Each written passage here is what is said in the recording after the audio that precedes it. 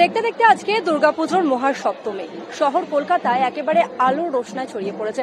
তবে শুধু শহর কলকাতা নয়, শহরের বিভিন্ন প্রান্তে এবং রাজ্যের বিভিন্ন প্রান্তে একেবারে আলো রোশনায় ছড়িয়ে পড়েছে। আর এই মুহূর্তে আমরা এসে উপস্থিত হয়েছি বাগবাজার সর্বজনীন দুর্গোৎসব।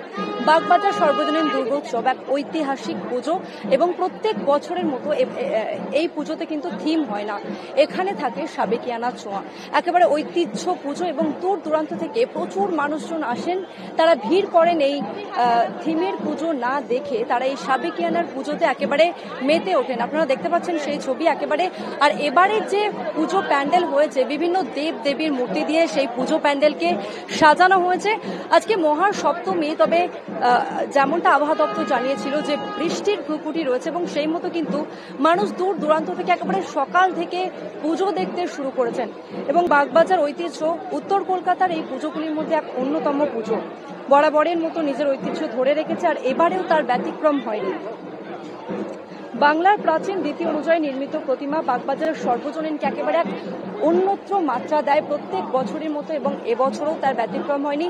এখানে দূর দূরান্ত থেকে মানুষজন আসেন, তারা ভিড় করেন। আমরা চেষ্টা করব কয়েকজনের সঙ্গে কথা বলার। দিদি, একটু শুনবেন, কোথা থেকে এসেছেন? আমি দমদম শ্যামনগর থেকে। এবারের পুজো কেমন লাগছে? খুব ভালো। আচ্ছা, বাগবাজারের পুজোর কি কোনো স্পেশাল কিছু আছে যে বাগবাজার সর্বজনীন পুজো দেখতে এসেছেন? হ্যাঁ, এখানে তো নাম করা, আমরা প্রত্যেক বছরই আসি। তোমার কি কি প্ল্যানিং রয়েছে?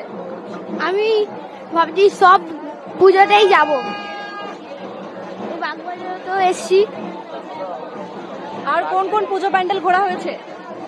তরুণ দল, তরুণ সংঘ, তারপর ভারত চক্র, তেরেঙ্গা বাগান, শ্রীভূমি। আর পুজোতে খাওয়া দাওয়া কেমন হচ্ছে? খুব ভালো। দুর্গাপুজো মানেই বাঙালির ঐতিহ্য, আর বাগবাজার সর্বজনীন দুর্গাপুজো, সেখানে কিন্তু প্রত্যেকবারের মতো থিম থাকে না, এখানে কিন্তু সাবেকিয়ানার পুজো হয়। আর এবারেও তার ব্যতিক্রম হয়নি। দূর দূরান্ত থেকে প্রচুর মানুষজন আসছেন, তারা ভিড় করছেন। আর আজকে তো মহাসপ্তমী, এবং সপ্তমীর শুরুতেই কিন্তু সেই ছবিটাই ধরা পড়ছে।